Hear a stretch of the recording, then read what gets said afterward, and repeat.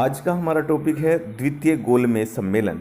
जैसा कि हम प्रथम गोलमेज सम्मेलन के बारे में पहले चर्चा कर चुके हैं, जिसमें हमने आपको बताया था कि भारत के वायसराय लॉर्ड इरविन और ब्रिटेन के प्रधानमंत्री रैमजे मैकडोनाल्ड इस बात पर सहमत हुए कि जैसा कि साइमन कमीशन रिपोर्ट की अनुशंसाएं स्पष्ट रूप से अपर्याप्त थी, तो इसके संदर्भ में एक गोलमेज सम्मेलन आयोजित किया जाए। इस संदर्भ में प्रथम गोलमेज सम्मेलन 12 नवंबर 1930 से लेकर 23 तथ्य को हम पिछली वीडियो में कवर कर चुके हैं। आइए बात करते हैं द्वितीय गोलमेज सम्मेलन की। द्वितीय गोलमेज सम्मेलन, जैसा कि आप जानते हैं कि प्रथम गोलमेज सम्मेलन में कांग्रेस पार्टी ने इसमें भाग नहीं लिया था, लेकिन अब परिस्थितियां बदल गई थी। एक गांधी इरविन समझौता जो 5 मार्च 1931 को हुआ था, उसके पश्चात गांधी जी ने स्वीकार किया था कि हम द्वितीय गोलमेज सम्मेलन में भाग लेंगे, लेकिन कुछ शर्तें हैं, उसको आपको मानना पड़ेगा, जिसको हम गांधी इरविन समझौते के नाम से जानते हैं। इस संदर्भ में भी हम चर्चा कर चुके हैं बच्चों। तो आइए बात करते हैं द्वितीय गोलमेज सम्मेलन, जो कि 7 सितंबर 1931 से लेकर 1 दिसंबर 1931 तक चला। दिल्ली समझौते के प्रावधान के अंतर्गत कांग्रेस के एकमात्र प्रतिनिधि के रूप में गांधी जी ने इस सम्मेलन में भाग लिया, और इसके साथ ही चर्चिल ने गांधी जी को अर्धनग्न फकीर कहा। इसके अलावा द्वितीय गोलमेज सम्मेलन के समय रैमजे मैकडोनाल्ड ब्रिटेन के प्रधानमंत्री, दक्षिणपंथी प्रतिक्रियावादी सैमुअल होर भारत सचिव तथा वेलिंगटन भारत के वायसराय बन चुके थे।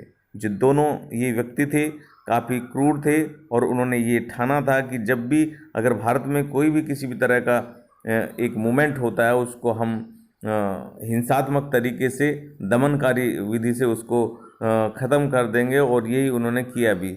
अध्यादेशों के माध्यम से भारतीयों पर अलग अलग तरह के जो उनको अच्छा लगा किसी भी आंदोलन को दबाने के लिए, वो इन्होंने अध्यादेश के माध्यम से अपना कार्य लागू किया हिंदुस्तान में। इससे के अलावा डॉक्टर भीमराव अम्बेडकर ने दलितों के लिए पृथक निर्वाचन मंडल की सुविधा की मांग की। ये भी महत्वपूर्ण है, क्योंकि इस संदर्भ में गांधी जी ने इनकी बातों को अस्वीकार कर दिया। इस सम्मेलन में मदन मोहन मालवीय और एनी बेसेंट ने खुद अपने खर्चे पर हिस्सा लिया। इस गोलमेज सम्मेलन का मुख्य जो विषय बिंदु था, वो अल्पसंख्यकों के हितों का था।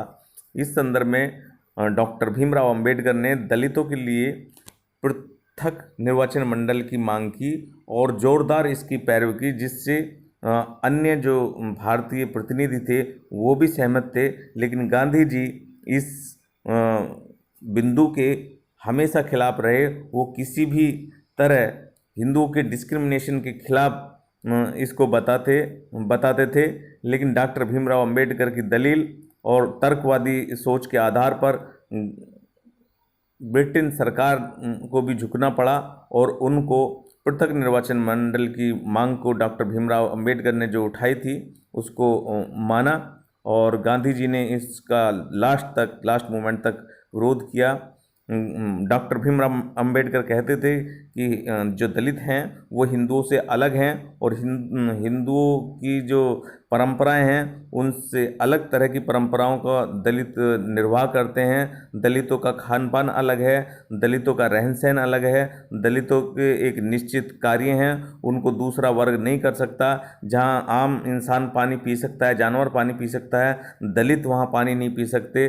जो कार्य उनको मिला हुआ है उसी को वो कर सकते हैं, उसके अलावा कोई भी वो कार्य नहीं कर सकते। इसके अलावा वो अपने धन का संग्रह नहीं कर सकते, धन को इकट्ठा नहीं कर सकते। वो किसी भी तो इस तरह के जो स्थितियां थी, वो डॉक्टर भीमराव अंबेडकर के मन में बड़ा विचलन पैदा करती थी कि ये इंसान होते हुए इनको इनके मूल अधिकार से क्यों वंचित किया गया है। तो अतः वो चाहते थे कि अगर सरकार भारतीयों की भी आ जाती है या हिंदुस्तान का शासन भी आ जाता है, तो दलितों की स्थिति जस की तस बनी रहेगी। अतः उन्होंने इस प्लेटफॉर्म को दलितों के प्रतिनिधित्व को और उनके अधिकारों को दिलाने के लिए एक मिशन के रूप में लिया, और वो इसमें खासे सफल भी हुए। जबकि गांधी जी की जो डिमांड थी उसको अंग्रेज़ों ने अस्वीकार कर दिया। इससे आगे अगर हम बात करते हैं नए पॉइंट की, तो द्वितीय गोलमेज सम्मेलन सांप्रदायिक समस्या पर विवाद के कारण पूरी तरह असफल रहा। इसके अलावा अंततः सांप्रदायिक गतिरोध के कारण सम्मेलन को 1 दिसंबर को समाप्त घोषित कर दिया गया। 28 दिसंबर 1931 को गांधी जी लंदन से खाली हाथ निराश मुंबई पहुंचे, क्योंकि उनकी सारी जो मांगें थी उनको नकार दिया गया। और इसके अलावा जो डॉक्टर भीमराव अंबेडकर तथा उससे संबंधित जो भी प्रतिनिधि थे, उन्होंने डटकर अंबेडकर साहब का साथ दिया और गांधी जी के विरुद्ध संघ बना लिया, और उस संघ के माध्यम से अंग्रेज़ों को वो मोटिवेट करने में कामयाब हुए, और जो अलग प्रतिनिधित्व था दलितों के लिए उसको अंग्रेज़ों ने मान लिया। और भारत आकर गांधी जी ने वेलिंगटन से मिलना चाहा, लेकिन वेलिंगटन ने मिलने से मना कर दिया।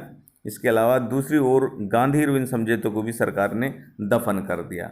अंततः मजबूर होकर गांधी जी ने द्वितीय सविनय अवज्ञा आंदोलन शुरू करने की घोषणा की। ये कुछ तथ्य हैं बच्चों जो कि मैंने आपको लिखे हैं। और इसके अलावा अल्पसंख्यकों के मुद्दे पर शीघ्र ही सम्मेलन में गतिरोध पैदा हो गया। अल्पसंख्यकों के मुद्दे पर शीघ्र ही सम्मेलन में गतिरोध पैदा हो गया, जो मैंने ऊपर बताया। मुसलमानों, ईसाइयों, आंग्ल भारतीयों एवं दलितों ने पृथक प्रतिनिधित्व की मांग प्रारंभ कर दी। यह सभी आपस में मिलकर अल्पसंख्यक गठजोड़ के रूप में संगठित हो गए, किंतु गांधी जी ने सांप्रदायिक आधार पर किसी भी संवैधानिक प्रस्ताव का अंत तक विरोध किया। ये कैसा एक तर्क था कांग्रेस का, जहां 1909 में मुस्लिमों के लिए अलग से प्रतिनिधित्व था, ईसाइयों के लिए अलग से प्रतिनिधित्व की व्यवस्था थी, लेकिन जो करोड़ों दलित थे उनके लिए ना तो कोई मूलभूत अधिकार देने की बात को स्वीकार करना चाहती थी कांग्रेस, ना ही उनको अलग से प्रतिनिधित्व देना चाहती थी। एक तरफ कहती थी कि हम दलितों के सबसे बड़े मसीहा हैं और हम उनके उद्धार के लिए काम कर ले रहे हैं, लेकिन जब उनको अधिकार मिलने वाले थे, उनको विधायिकाओं में निश्चित स्थान सुनिश्चित होने वाला था, तब उसके विरोध में खड़ी हो गई।